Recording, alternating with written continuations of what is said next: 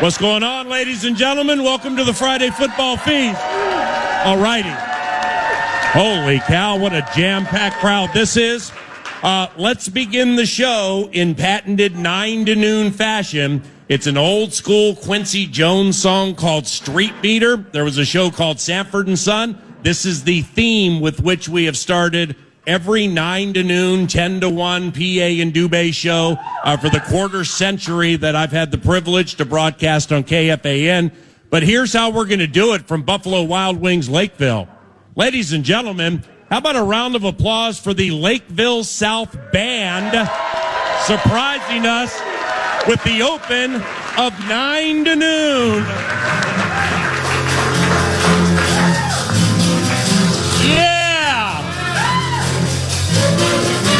Mm-hmm.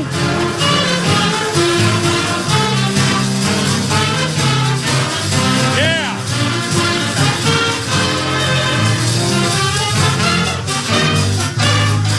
Come on now.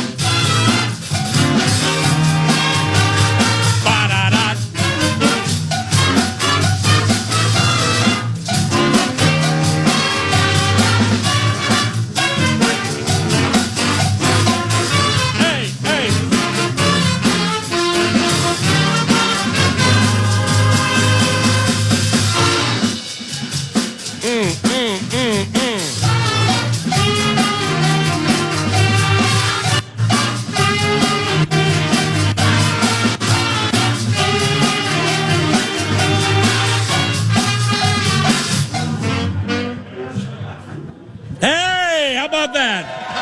Lakeville South Band.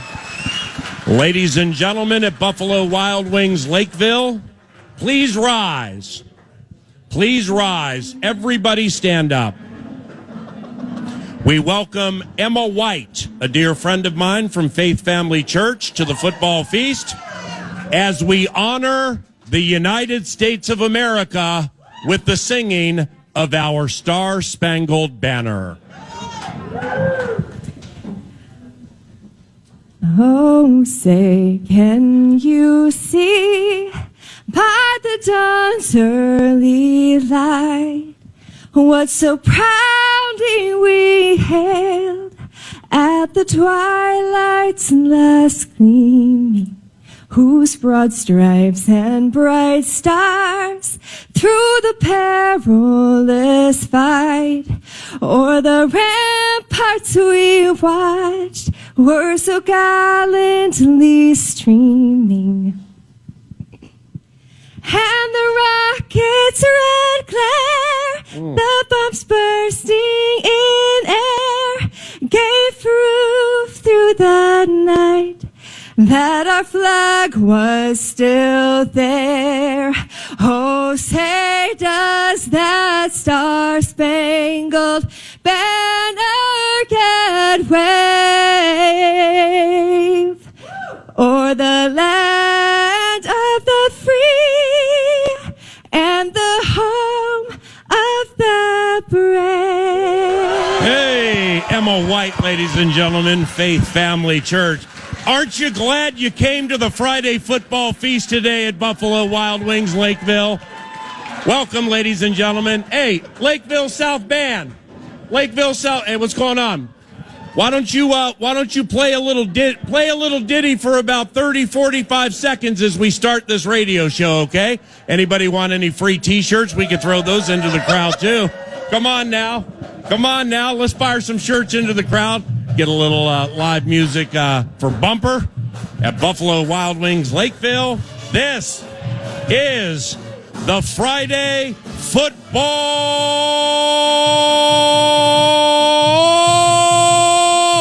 Here we go, ladies and gentlemen. We are feasting at Buffalo Wild Wings Lakeville. Ladies and gentlemen, the excellence in engineering of Jared Wells. Round of applause. Nick Madden and his street team, ladies and gentlemen. Alec Lewis from The Athletic and TheAthletic.com is a co-host. Likewise for Nordo, the producer of 9 to Noon. And I'm Paul Allen. Devin Ward produces and guides the great ship Love Covenant from FM 100.3 KFAN and the Football Feast. is in the air. Lakeville South Band, ladies and gentlemen. Wow. Round of applause for the kindness of just showing up, man. That's so sweet. They're going to be playing some bumper music for us, too.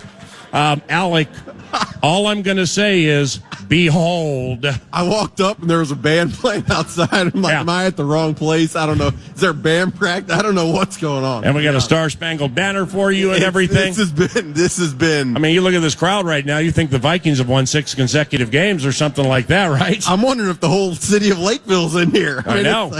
Hey, give yourselves a round of applause for packing this thing this morning. It's fantastic.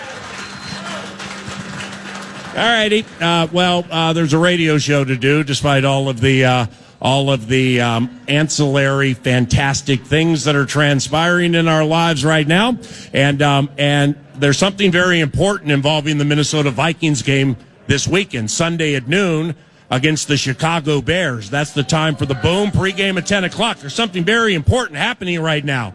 We have to handle it. This is of utmost importance, ladies and gentlemen. Alec Lewis was on the 9 to noon radio show yesterday, right at the end of the show.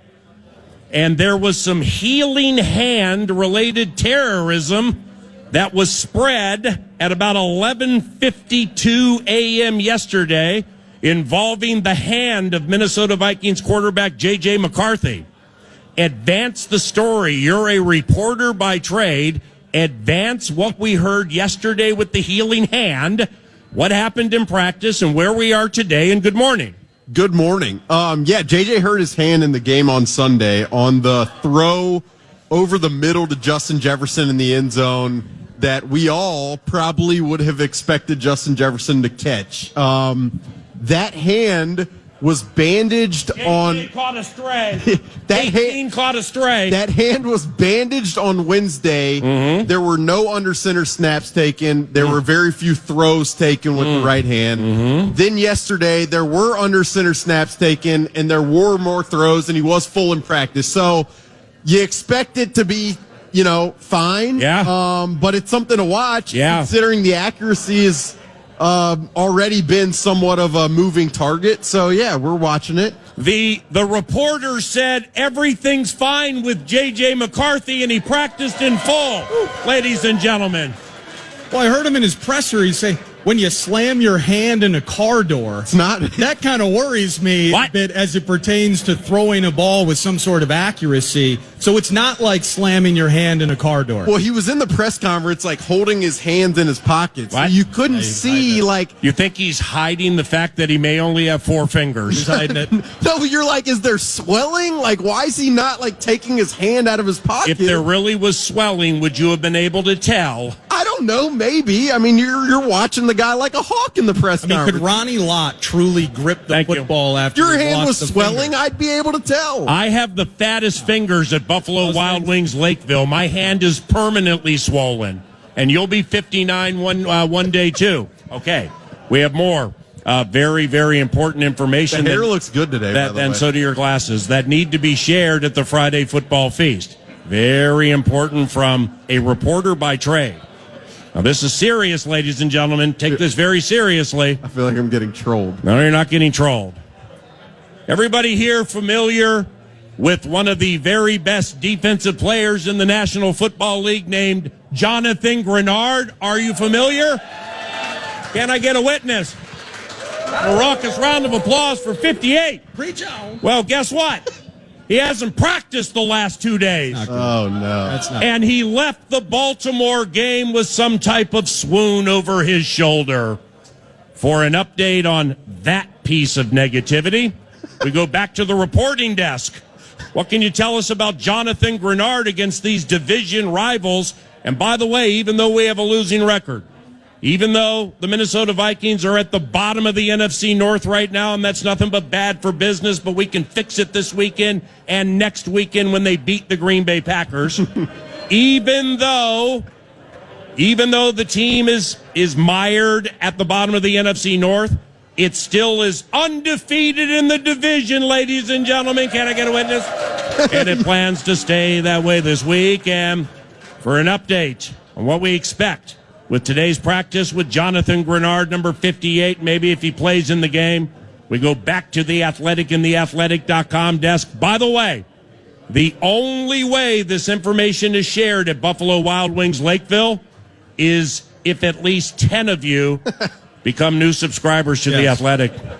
It's only like $4 a month. It might be $1 a month. We offer these deals that are unbelievable. You got codes falling out of your pockets. I don't know. Follow him around the restaurant. I'm like, how is this sustained with? Yes. You're paying Michael Russo. Thank you. Okay, cool. We got the subscriptions. That Russo cash though. What kind of an update can you give us on number 58 because he's very, very important to the cause? Yeah, he hasn't practiced this week. Damn it. DNP. Yeah, sorry. He was DNP on Wednesday, did not practice, and then didn't practice Thursday. I saw him in the locker room Wednesday, and he was as vibrant of a personality as he always is. But if he's not upgraded to limited today, you start to wonder. I mean, you would probably know that he's not going to play in the game Sunday, and that would put a lot on Dallas Turner's plate. And I did feel like this. I will, Dallas, hold on. Yeah. Bo Richter just caught a stray. No, Dallas Turner, I did feel like had one of his best games Sunday. Obviously got flagged for what everybody in this room believes should not be a flag in terms of the rule of that play. Yeah. But if Dallas Turner, if Jonathan Grenard doesn't play, that would obviously be a big spot for Dallas Turner against tackles who are gettable around the edge. All right, so that's the update with some pertinent injury-related information. You notice, though, all we try to do when we come to Buffalo Wild Wings is pump this thing up. And give. And all Alec has done for the first segment is talk about the QB's hand and one of our pass rushers that won't play. But I'm being put in that situation. You bring some positivity to the show, please. I'm being put in that situation. Look, purposefully. No. Right, but I mean, those are pertinent questions involving this weekend's game. They're pertinent without question. That is a pertinent topic. You want positivity? People want positivity. You want to change the conversation? Hashtag Faith Radio, as we've said for about 2 decades, 9 to noon or 10 to 1 just for fun. All right, well, here's the positivity. You have found a place where we can feed you. There's food. There's alcohol. There's alcohol and it's Friday. We have shirts. We can clothe you. Anybody want a free shirt? We have one of the great defensive players in the history of Minnesota Vikings football, Chad Greenway, joining us shortly. We can entertain you, ladies and gentlemen. Can I get a witness and a raucous round of applause for that? How about that? So, we brought the hashtag Faith goods today, okay? Ain't nobody ever going to second guess that with the 9 to noon presentation, no matter what is happening or what type of rigmarole with which we are dealing. So now we close this segment with something called Dealer's Choice. This is Dealer's Choice for the 2 analysts, 9 to noon, and it involves the Vikings and the Chicago Bears, and here we are. It's Dealer's Choice for Alec Lewis and Eric Nordquist. Producer. And here are the options, and you get the choice. The options are, with the Minnesota Vikings this weekend against the Chicago Bears, you expect a big one from the Minnesota Vikings, but are not quite sure of the outcome.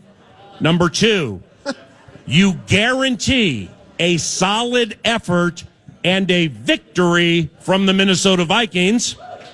And 3, the Bears are hot. The Bears are like the Vikings of 2022. They're finding a way to win all of these tightly contested games, and the Bears will defeat the Minnesota Vikings this Sunday. Dealer, hey, I just write the questions, damn it. I don't make the choices. Can I get a witness? All right, now hold on. Dealer's choice, Alec, you're first. Which one do you want and why? The one that gets the loudest round of applause for people watching. Alec guarantees a solid effort by the Minnesota Vikings and a victory. How about that?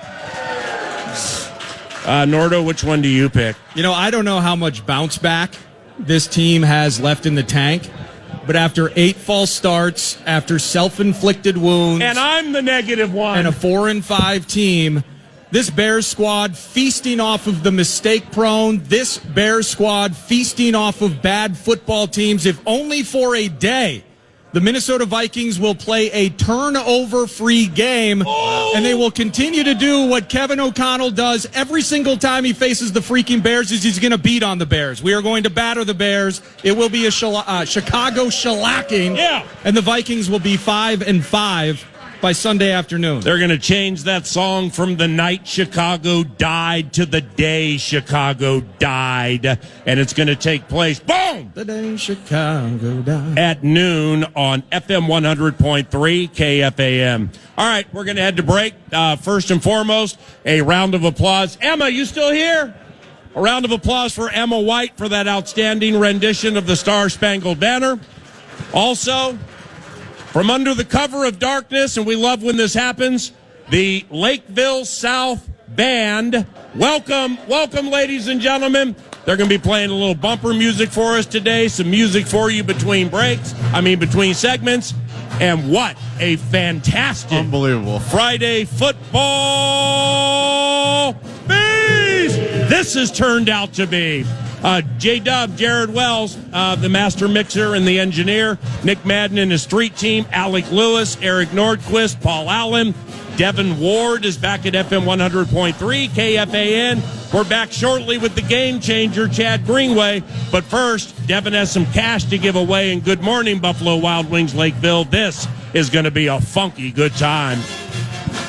That's right. Paul, the fan, and 2 Men in a Junk Truck want to give you a shot to win some bonus bucks with our National Cash Contest. Enter the keyword BANK at KFAN.com now for your shot at winning. That's keyword BANK.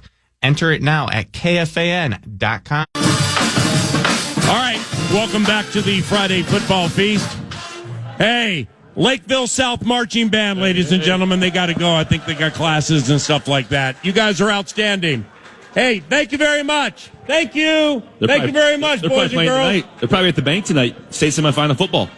Oh, really? I would guess. We should ask them. Well, so this is a warm-up. I know Edina beat Minnetonka by a point last night. Did. I don't know what games are today. Is Lakeville South involved? Lakeville South is tonight, I believe. Yeah. I saw Orono got a W. Yep. Orono got a W. Jeez. Yeah, they're playing right now. All right. Hey, ladies and gentlemen, one of the great defensive players in the history of Minnesota Vikings football has joined us. He's a weekly staple at the Friday Football Feast. Can I get a witness and a raucous round of applause for Chad Greenway?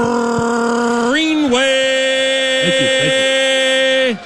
All right, before we begin, hey, my man, come here. What in the heck is happening here? Oh, yeah, that sounds about right. Yeah. Fall down, Chicago beer. Ha, ha, ha, ha. You're going to get beat. Ba-da-da-da. All right. Unbelievable. Well, this is, what's your name? How'd your kid? Scott Lombardi. Where are you from? I am from Chicago, Illinois, but I now live in Prior Lake. Okay. Now you got Nick Madden behind you with at KFAN 1003.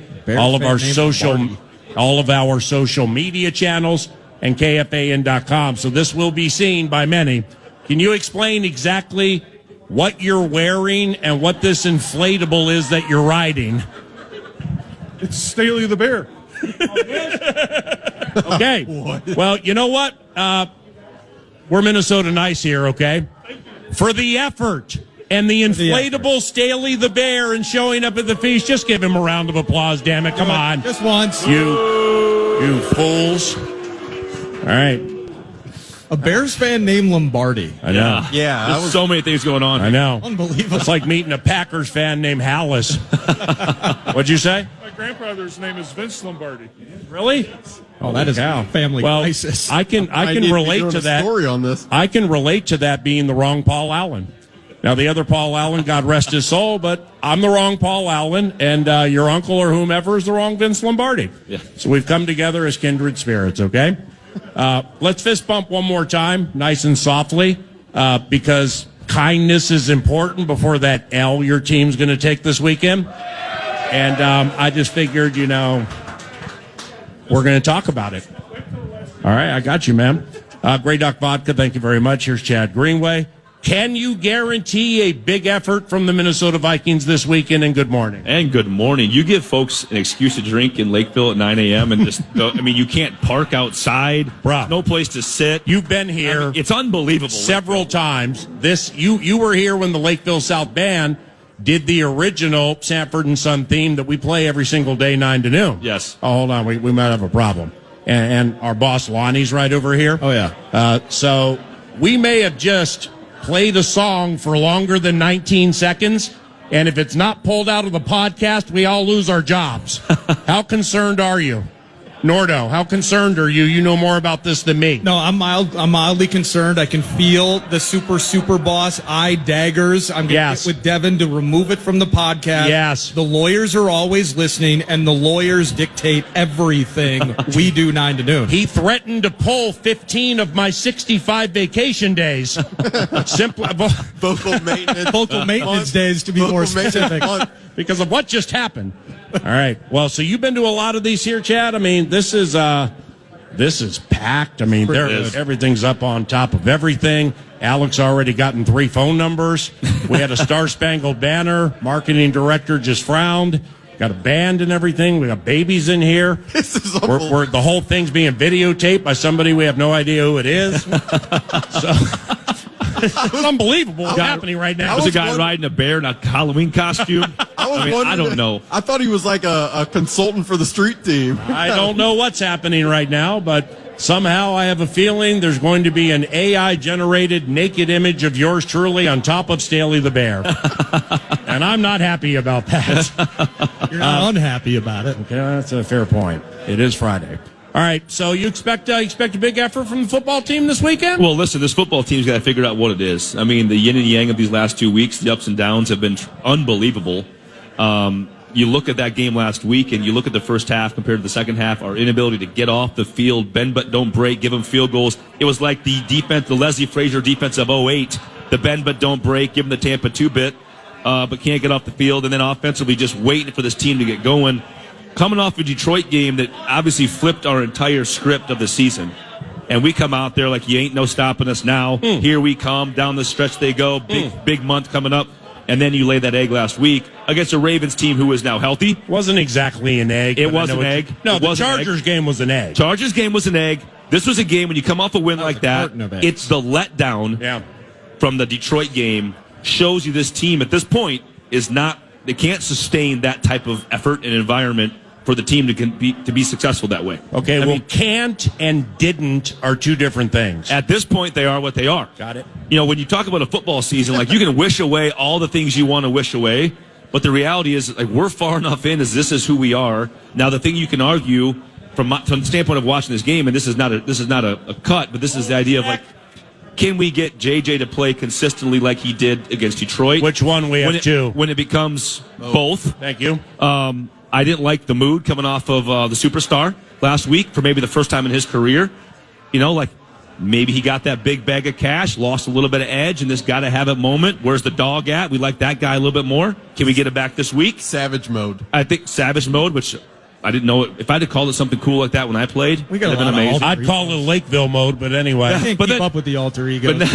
But now you look at, I looked at that game last week, and I look at the play calling offensively in certain situations that ended up being turnovers when I didn't love the position our football team was in.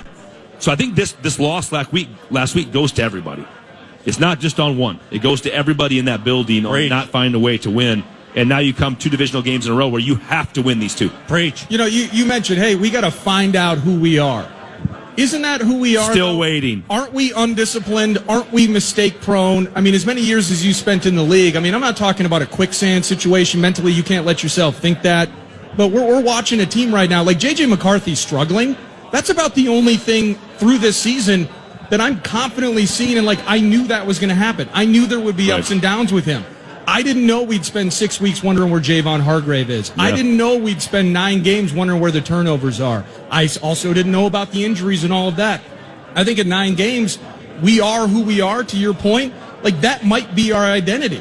it might be the roller coaster. That might be the identity, and that has to change, if only for a day against these Bears. Yeah, I think, like I said, we are what we are. And before that Detroit game, we talked about the run stopping, the inability to stop the run, our inability to run the football and stay on the field, our inability to possess the ball, to have more plays than the other team. That's continued. So at the end of the day, that is who we are.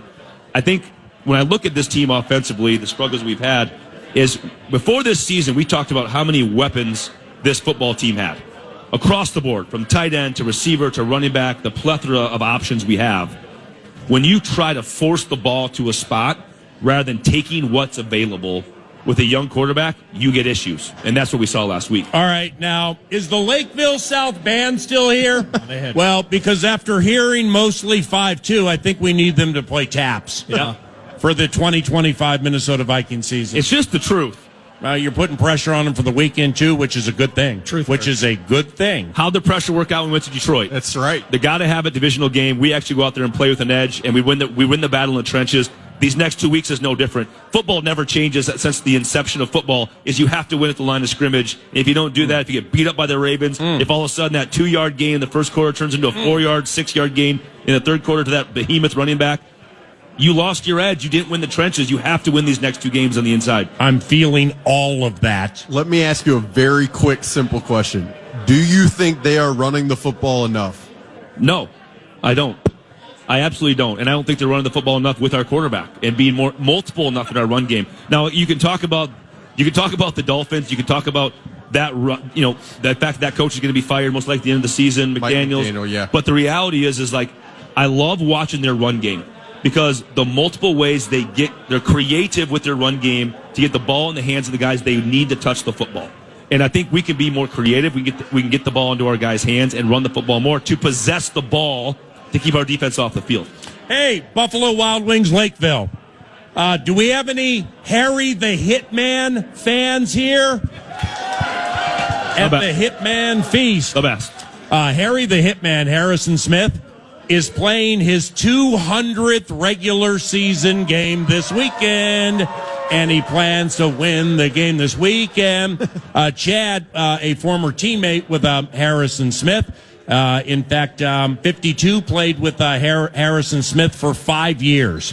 What was he like the first couple of years, like 2012, 2013? That's a good question. And here's the bit, because we had rules changes. We have a guest at 10 o'clock who also was of the hard-hitting variety, who had to pull back a little bit. But his first couple of years, when the Hitman nickname was given because of his hits, what was that like? The guy came in just like a missile. You had Andrew Sendejo and Harrison Smith playing behind you, and the thing you had to do was watch your back. Because if they had their head down, they may take you out as well. The guy has changed over the course of his career in so many ways. When he came in the league, he was just that. He's a fire-breathing missile coming downhill and knocking people out and playing fast, playing fun football that we loved. We fell in love with him. As the career went, Zimmer comes in. He changes into this, savant of football and understanding how to understand protections and blitz schemes and how to bluff and how to show. And when to fire the missile. And when to fire the missile and not hit his linebackers in the back when they're just simply trying to play football in front of him. And I think from a coverage standpoint, from a schematic standpoint, his ability to run the defense through the Zimmer years was incredible. To watch him, knowing the ins and outs of the Zimmer defense and how complex it was and the communication that it took, he's so smart. And now to see him transition to B-Flow, and he's having fun playing the game because Flores' defense is fun to play. So he has kind of become this thing. He can be whatever you want him to be because he's that type of player. He's a Hall of Fame safety. And when he came in, I don't know if I would have coined him as he's going to be a Hall of Fame, but you knew this guy was going to be good for a long time. And he's built himself into a Hall of Fame type player because of his longevity, his ability to make big plays, his ability to pick off and intercept the best quarterbacks in the league, especially Aaron Rodgers. He's had his number since day one, and that's fun to see. We love that. Yeah. So can't say enough about him. He's a great human being, just a stud all around. That's sweet. How would you describe his personality? There's a couple words that immediately came to mind that I realized that was on the radio. Well, that's what I almost asked you. What's your favorite story that you can tell on? Chad, do it this way, because you got Harry the Hitman locker room practice in-game guy. I mean, off the field, when he's like, normal person with kids. I mean, he just has a Captain Cool side to him that you just can't teach. Yeah, so young Deho, and I always bring those two together because they always travel together as a pack. They'd come to the Greenway farm for Thanksgiving. We'd have practice that morning. Harry'd kind of slide in like this, and Deho would bring the bottle of tequila. Yeah. And you knew, like, which one was there to do what. Yeah. And now, like, the Captain Cool bit is completely what Harry is. As he walks in, he's very understated. He's always pretty quiet. He's always thinking. And I think the thing that he doesn't get enough, he does get enough credit for now from the football side, but he is just a smart dude. And when you can play that fast and play that physical and be that smart, you're going to play for a long time, which is what he's done. With those high cheekbones and that jawline. Yeah, look at the eyes. Yeah. It's not even fair. It's ridiculous when he wears that hat from like the 20s. Yeah, you never really know, like, when you're talking with him, at least in my, like, you never know where the conversation. He's playing chess and you're playing checkers. Yeah, that's exactly what it is. Because he pauses. Yeah. I mean, it's like people immediately, like if you're interviewing Chris Carter or something like that, no shot at Chris, but sometimes there are like pauses that are 5 seconds and you think it's my turn to come in and then he clips.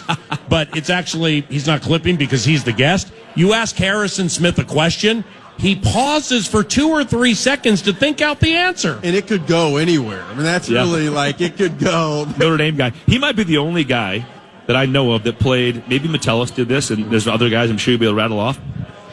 Guy goes to Notre Dame from Tennessee. I think it was maybe the running back. Yep, athlete. He was in Knoxville, yeah. The dude Knoxville plays Catholic. safety, but then moves to linebacker. Plays some outside backer at Notre Dame. Comes to the league, just decides he's going to play safety. Really? Because the thing you don't realize is that he's a freak athlete. Like, nobody talks about, like, he's smart. He's a big hitter. I didn't even mention it when I was talking about him. The guy's a freak. Like, you're going to walk up at him and dunk a basketball, like, he can do that right now at whatever, 34 years old. He's that dunk? He was easy, in the locker room. Easy money. Lefty the other day. They have this little goal. Well, he's left-handed. He's got a nice jump shot. Yeah, he was just like just draining shots, Wow. like by himself, quietly. Cam Akers is just like watching. Do you think that how a person shoots a basketball is the best version of their athleticism? Or how does a person run? Because you've ever seen somebody run, you're like, no way that dude's an athlete. Yeah. Like, you got to be able to kind of have it together. Yeah. I don't know. But shooting a basketball, you can tell a lot about somebody's coordinations. Right. You might be right. How much has he had to adjust? I mean, I think about it in your career as well. As you get older, you get smarter. You mentioned how he evolved within Zimmer's defense, and he may still be a freak athlete. I mean, look at me. I'm judging nobody Yeah, on freak athlete, athleticism. obviously. Correct. Yeah, similar. No way around a bowling alley. Yeah, 100% I do. The bluer the smoke, the better the bowling. The way that he's had to adapt, or the way you had to adapt in your career, like I see Harry out there now, in some ways he has to be smarter than when he used to be faster. You know what I mean? Yeah, he's a fiscally conservative guy. So he does not like to get the check or the check docked on Tuesday for fines. So the guy was getting fine after fine as a young person because leading with his helmet, absolutely just playing reckless. And now the game has changed. So he's changed how he's had to approach, how he tackle like everybody else, but he's also changed his approach. So now it's more, I'm going to beat you. I always talk about Steve Hutchinson in this way. Is physically he's going to be better than you. He's a Hall of Fame left guard, but he's also going to be more prepared. He's going to be the most prepared guy in the room to go on Sunday. I'm going to beat you. If I don't beat you physically, I'm going to beat you with my first step and know where you're going to go first. Wow. So now Harry's going to beat you. He's really good physically, and now he's aged. But now he's going to give himself that little bit of a half step, a little bit of adjustment forward, a little bit of that slight movement where he's going to say, I know what you're going to do because I'm prepared. I'm just going to slide myself in that spot so I can make the play. Kind of cheat where his mind. 5 years ago, I can make that play from anywhere on the field. Is okay with everything you just said from a preparatory standpoint and or in-game sleight of hand, execution, feign the blitz, mugging the double A gap and retreat, just everything that goes into the sneaky nature of winning. Is Antoine Winfield the football smartest player with whom you've ever played? Good question. Because we just talked about the football acumen of Smith, and there's no affront to Harry if the answer is yes. Nacho, you, I mean... Not me. I would say Antoine Winfield is pound for pound the best football player I've ever played with. Okay. And that includes Adrian Peterson. Yep. Wow. This dude, his ability at his slight stature was incredible. But Antoine didn't have the elite speed. You didn't play with Corey Chavis, did you? I did not. Nope. Okay, go ahead. So, pound for pound, Antoine's an incredible player. Yeah. And if anybody on that defense would say the exact same thing. A defense that had Jared Allen, defense that had Kevin Williams. These guys are going to be Hall of Famers. Kevin was pretty good. Antoine Kevin was extremely good and does not get the recognition he deserves across the league. Amen. Because he's understated dude. He chill. He doesn't get loud. But his jumper, nice. Really? Okay. Dude Well, went to Oklahoma So State that's enough as proof a basketball for Alec, player. Alex said that's all the You know that? athleticism. I mean, No, I if did you not. could He went shoot. to OK State as a basketball player. I think for the Vikings draft, Dual sport. Wow. for the Vikings draft at the combine to be like, we'll ask you a few questions, then we'll wheel in a basketball goal. And if you could When they shoot- bring the 30 guys in, like the pre-draft visit, just go to the lifetime. Yeah, absolutely. Well, O'Connell what do you think of this? I need 8 of 10 from the stripe. with Antoine Winfield, okay? Yep. Chad Greenway played a decade plus, right around a decade in the NFL. Very, very good. One of the best defensive players in the history of Vikings football. Certainly one of the greatest tacklers, most reliable tacklers in the history of Minnesota Vikings football. So when he preaches something like that, people should listen. With Antoine Winfield, for him to say he's the best overall football player with whom I've ever played, and he played with Adrian Peterson, quarterbacks I'd eliminate from it, like Brett Favre, because Brady hands it off better than so-and-so, or sells the play action or whatever. So we'll put quarterbacks out of the mix. But Terrible at basketball. with Winfield, tell me what you think of this.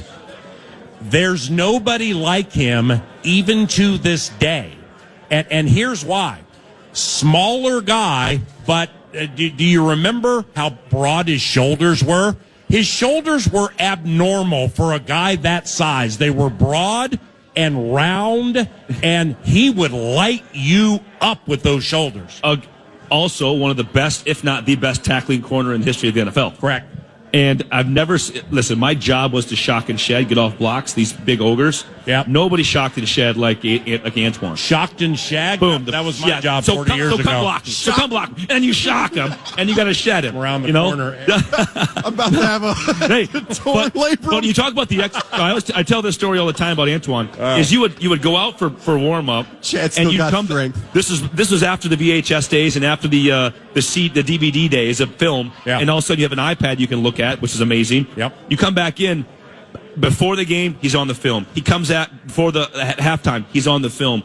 At the end of the game, like obviously not back on the film, but he's always studying and understanding splits, alignment, releases of receivers.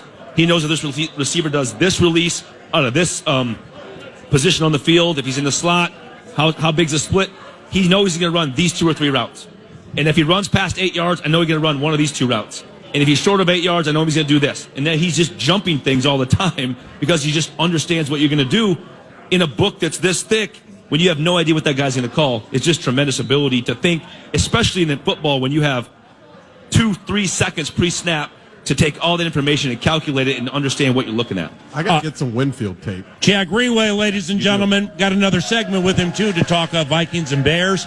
And a former teammate of Chad Greenway's and Harrison Smith's, Andrew Sendejo, will be calling us about 15, 20 minutes from now. Chad just gave us a lot of wonderful material off which we will play. But when we return, more with number 52, Chad Greenway.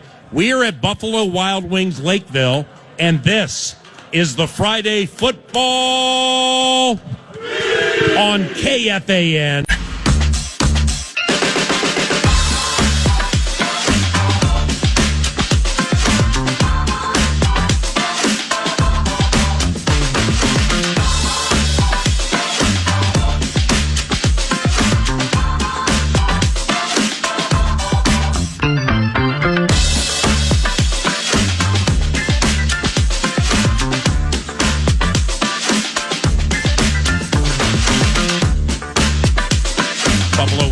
Lakeville for the Friday Football Feast. Final segment with Chad Greenway. Andrew Sendejo is going to be a rare feast phone guest around the corner.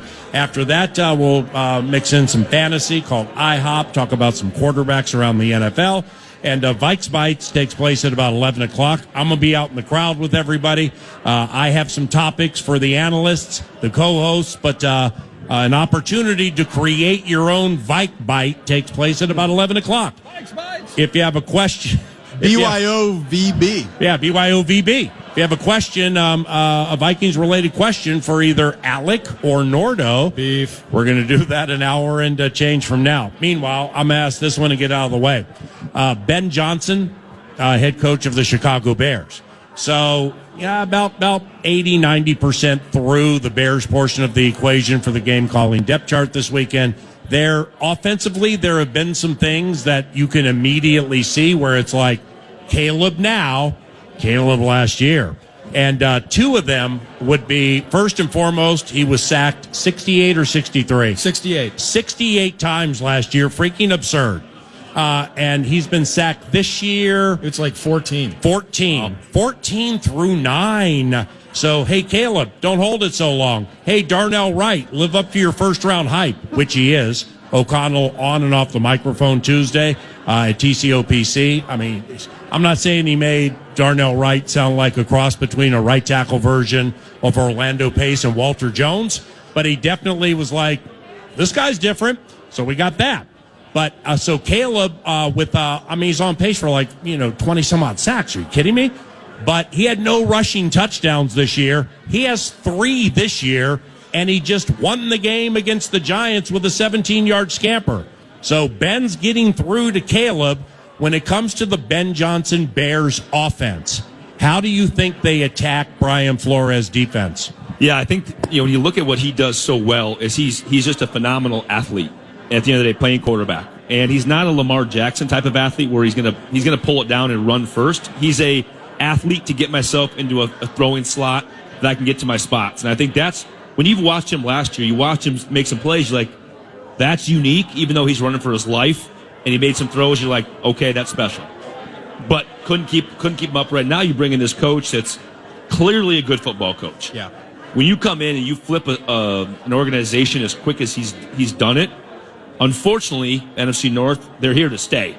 And they got a young quarterback and a really good football coach. They're not going anywhere.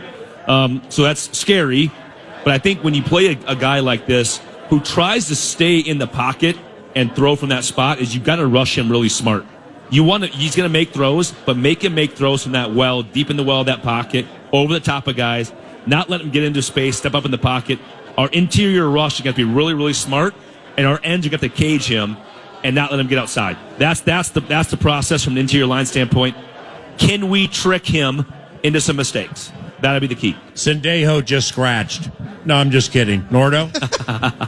Running the ball. A big part of this as well, as part of that development, is Ben Johnson has kind of had the opportunity to establish what he had in Detroit. The combination of Swift and Monangai. Fun as the name is to say, it's not fun to watch him run, and this team's running for $185 a game over, I think, since the bye.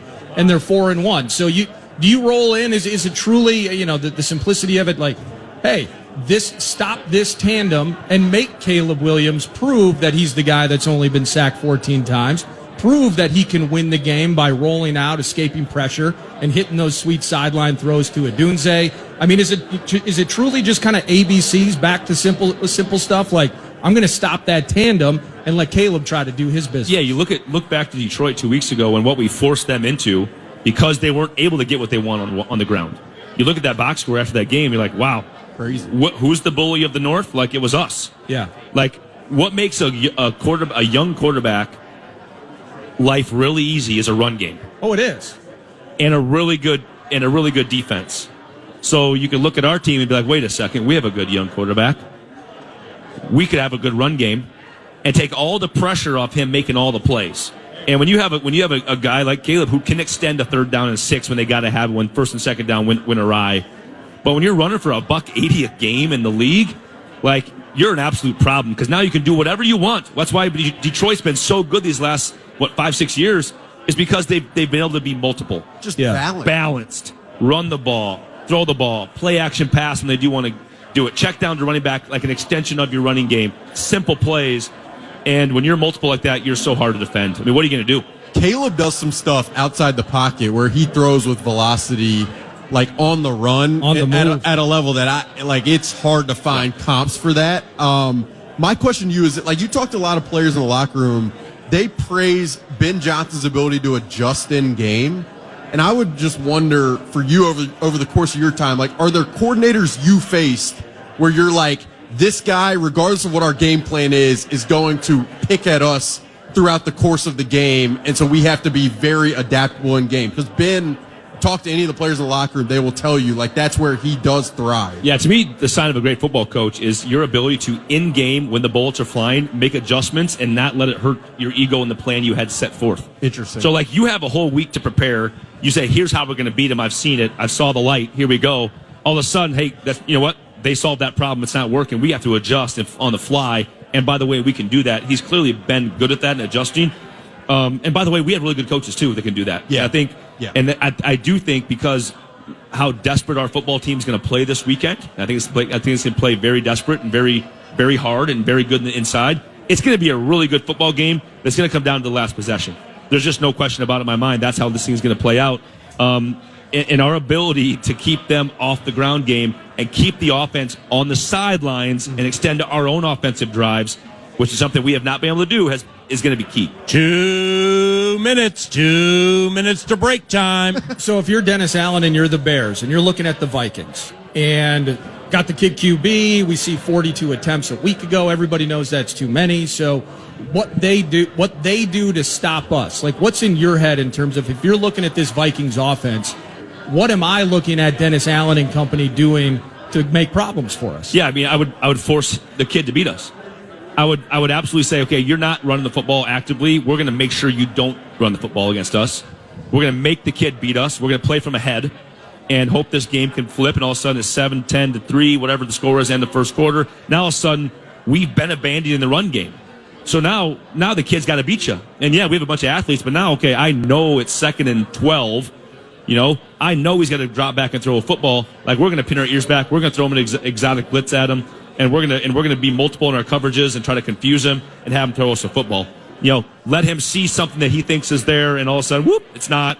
Safety over the top. Here we go. Loving it. The Bears have been the best defense in 3rd and long this season in the NFL. Teams against them in 3rd and long are only converting like 15%. I think I saw that in the but anyway, go ahead. And so, what's interesting to me is if you're the Vikings, can you stay out of 3rd and long? And what do you have to do that? Probably run the football. So, you've banged the drum on this since you arrived. It feels to me like line of scrimmages must win, run game, stop the run. It's like 1987 again with the NFL. Like, you got to run the football and win the line of scrimmage. Yeah. And you don't have to hand the ball off for it to be a run game. Sure.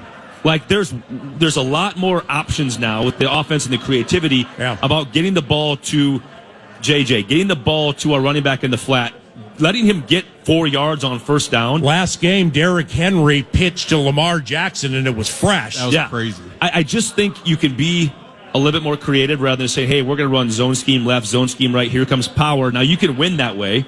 Absolutely, you can win that way if you have the horses.